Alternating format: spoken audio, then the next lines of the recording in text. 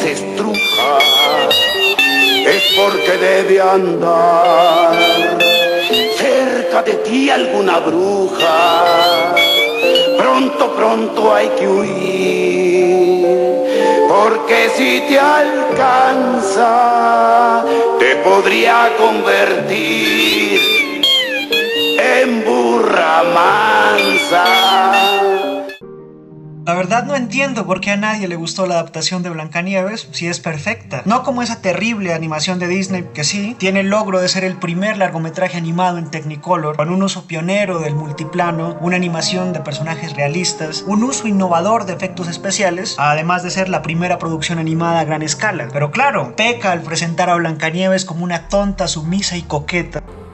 ¡Qué graciosa sillita! Que necesita ser rescatada por el patriarcal beso del verdadero amor, que responde, claro, no solo al contexto de la época, sino al cuento original promulgado por los hermanos Grimm en 1912. ¿Se acuerdan de ese libro? Y que procede de toda una prestigiosa tradición de folclore europea. Gracias a Dios apareció esta nueva adaptación live action que definitivamente es una obra de arte, porque el arte se dedica a construir un reflejo nítido de la cultura y la sociedad en la que está hecho. Así que tenemos esta nueva historia y esta Blancanieves que ya no cede a la envidia femenina y a la guerra sexual de la que trata el cuento clásico. Sí, la madrastra malvada aún intenta asesinar a Blancanieves por su belleza, pero eso es obvio, porque ella es la mala y todo lo que hace está mal. Por eso es que está personificada por una actriz que cobardemente representa la belleza más hegemónica. Blancanieves, en cambio, ahora centra su energía y sus esfuerzos en combatir la tiranía de un régimen autoritario por el cual su pueblo está muriendo tristemente de hambre. ¿Y cómo lo hace? Bueno, como lo hace la mayoría de gente de nuestra generación que ambiciona generar un cambio significativo en el mundo. Es decir,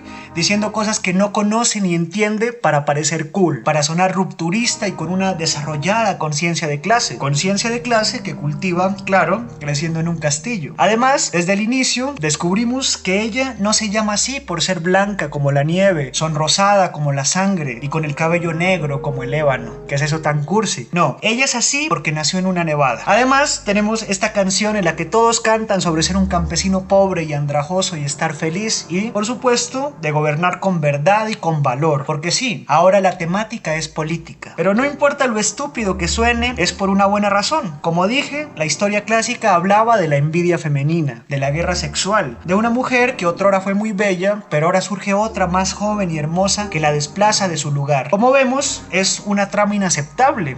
Sería absurdo relatar una historia así en pleno 2025. Así que en su lugar nos presenta a una chica perfectamente idiota, que quiere resolverlo todo con las respuestas más evidentes y que no se parece en nada a la tímida Blancanieves original. Bueno, sí, también la rescata un príncipe, digo, un bandido ladrón de papas revolucionario, pero es correcto porque él también ha fingido a leer a Max y por lo tanto también tiene conciencia de clase y entonces todo esto de alguna forma tiene sentido. Pero no hay que ver esto como un insulto a la historia original o al corazón que tiene la animación de Disney, sino como un reflejo fidedigno del momento en el que se está estrenando esta película. Sin duda van a haber millones que se identificarán con esta Blancanieves que, como dije, ha crecido en un castillo, pero se cree con el derecho de pontificar a todos, en especial a la gente más vulnerable, solo a la gente más vulnerable que ella, con su discurso aleccionador que, por supuesto, no es inteligente, pues no es lo que se está buscando, porque ella en realidad no busca salvar a nadie, sino parecer que quiere hacerlo, mientras se vanagloria en el más absoluto egocentrismo, siendo muy consciente de su ignorancia y estando bien con ella. De seguro que todas las personas que presionaron hasta el cansancio a Disney para que no perpetuara la nula conciencia de género presente en la antigua historia, estarán felices, dichosos, al notar que la forzadísima profundidad con la que quieren dotar a Blancanieves responde a la misma superficialidad que ellos ostentan y aman. Pero ya en serio, no sé si Martin Scorsese está involucrado secretamente en todo esto, porque la película parece ser una sátira perfecta de lo que le sucede a una película cuando su estudio, que manufactura productos de acuerdo a las obtusas indicaciones de las masas, de sus compradores, drena drena el alma y la vitalidad de una historia consagrada para retorcerla y volverla un adefesio irreconocible, infumable. Blancanieves entonces es una obra de arte, una inteligente, madura y bien estructurada sátira que busca evidenciar el declive del cine contemporáneo y la insulsa vaciedad de un público sensiblero que ya no diferencia entre ficción, alegoría y realidad, que lo único que hace es llorar en comentarios de Twitter y en asquerosos videos de TikTok sobre cualquier cosa que no es reflejo de su propia estupidez. En todo caso, Blancanieves es la película que merecemos.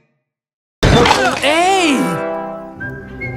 ¡Oh, no! A la vieja muerta me la bajan de la mesa. ¿Dónde vamos a ponerla? La cama está ocupada. ¿Ah?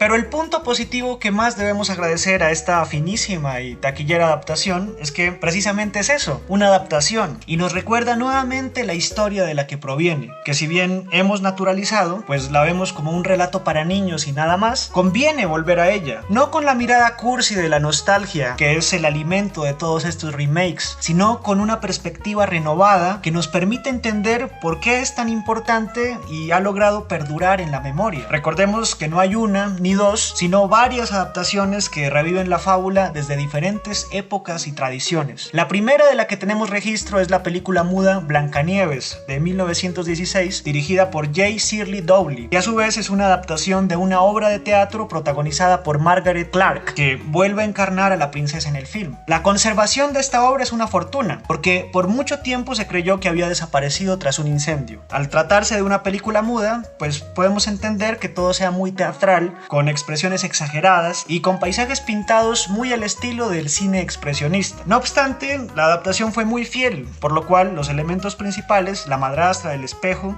se mantienen. Esta película sería importantísima para un joven y neurótico Walt Disney a la hora de realizar su Blancanieves. Después tenemos una Blancanieves animada de la época del jazz, protagonizada por un personaje muy popular en aquel entonces que no es otro que Betty Boop. Sí, a la que parodian muy grotescamente en La Casa de los Dibujos, y lo más excéntrico es que tiene un número musical que contó con la participación del cantante de jazz Cab Calloway. Yo creo que esta adaptación tiene mucho mérito porque, a diferencia de la película de este 2025, sí consigue proyectar la época en la que está hecha de una forma muy novedosa e interesante. Para la angustia y sorpresa del público sensiblero que critica la película de Disney, tenemos una adaptación de Warner Bros. De 1943 que fue muy controversial en tiempos de guerra, pues manejaba todo tipo de estereotipos racistas y pertenece a los cortometrajes de fantasías animadas de ayer y hoy, que lleva el particular título de Negra de Carbón y los 7 enanos. Pero como no hay época para la cobarde corrección política, no se preocupen, porque fue censurada por United Artists luego de adquirir sus derechos. Un poco absurdo, ¿no? Tenemos otra reinvención de Blancanieves del año 1961, dirigida por Walter Lang, que es acaso la más vanguardista de todas, pues se centra en un humor absurdo y sus protagonistas no son otros que los icónicos Tres Chiflados. La protagonista en turno es una patinadora olímpica llamada Carol Hayes, así que se podrán imaginar el espectáculo visual que ofrece este film. Además, fue dirigida desde un estilo experimental que buscaba aproximarse al cine de autor, con una estructura fragmentaria y moderna que penetraba en la psicología de los personajes y se enfocaba, a partir de simbolismos,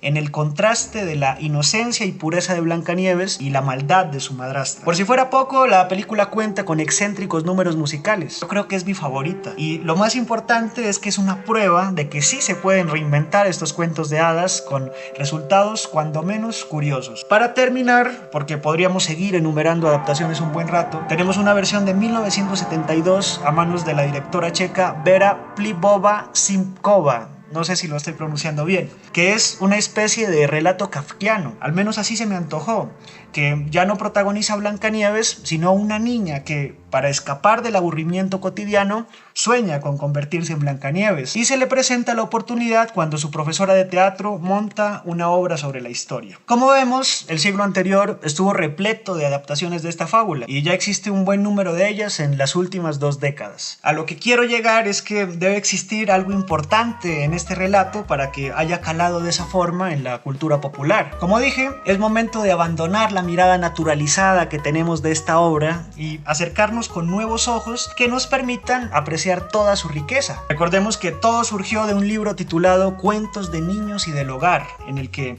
los famosos hermanos Grimm, que fueron lingüistas y filólogos alemanes de principios del siglo XIX, que además se consideran fundadores de la gramática histórica, recopilaron una serie de relatos del folclore alemán y europeo y que tienen un valor universal. Hay que decir, no obstante, que estas historias también han sido divulgadas por autores de gran peso como Charles Perrault, que tiene una versión de Cenicienta que difiere bastante de la de los hermanos Grimm. Algo muy curioso y que escandalizaría a los corazones sensibles es que la primera edición de este libro no se cuidó en ocultar detalles grotescos. En la primera publicación, la villana no era otra que la madre biológica de Blancanieves, lo que enfatiza aún más el tema de competencia sexual y de envidia femenina. Además, algo que me gustaría resaltar es que la aparición del príncipe es bastante fortuita. Él no es presentado al inicio como lo haría una trama uniforme o coherente, como de hecho sí se hace en la película animada de Disney, sino que ya cuando la princesa está en el ataúd,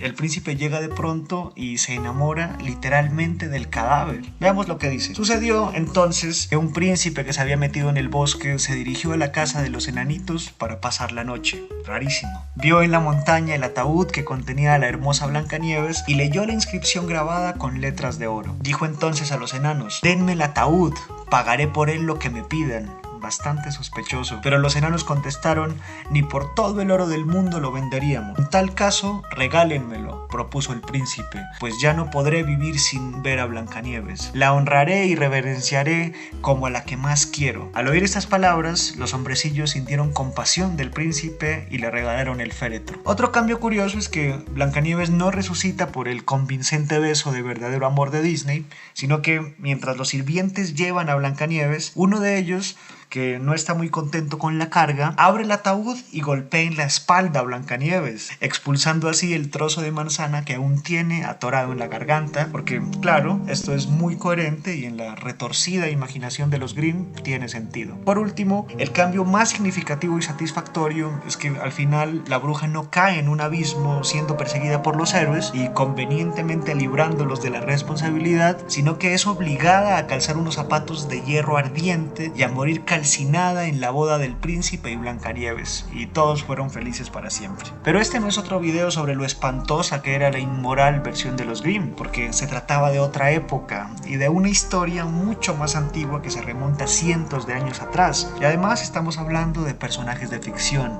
por si se les había olvidado, que personifican arquetipos inmemoriales que sirven como un espejo bruñido en el que la humanidad aún se refleja. Pero lo que a mí me gustaría resaltar, más que las lecciones que ofrece esta fábula, es el maravilloso mundo atemporal que visitamos cuando la leemos o cuando vemos una de sus adaptaciones, porque la hechicera y el espejo, el piadoso cazador, los enanos, que en la historia original no tenían nombre, la manzana, el bosque, componen un mundo único para habitar, que ya hace parte de la historia porque la imaginación lo ha labrado y está vivo. Es un universo que existe por sí mismo y que, aunque se va transformando a lo largo de las décadas, conserva esa chispa, esa magia de la que están llenos los buenos relatos. Que sí, es lo único que importa, saber contar una buena historia, que consiguen persistir en nuestra memoria, porque cuando supe de la nueva adaptación, que por si no entendieron es una mierda, lo único que hice fue retroceder a todas estas imágenes de la fábula y me di cuenta que era buenísima,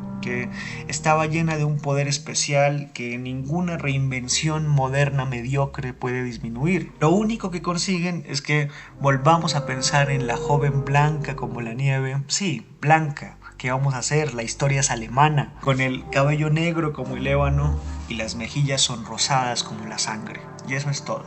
Y no nos olvidemos de la versión de Chespirito, que es buenísima. Solo vean a Don Ramón haciendo del espejo, es invaluable. Y claro, la versión de anime, que probablemente sea la mejor de todas, incluso más oscura que la original. Los invitamos a suscribirse y a que vean nuestros videos. Hacemos contenidos todas las semanas y bla bla bla bla bla, comentarios de youtuber genérico.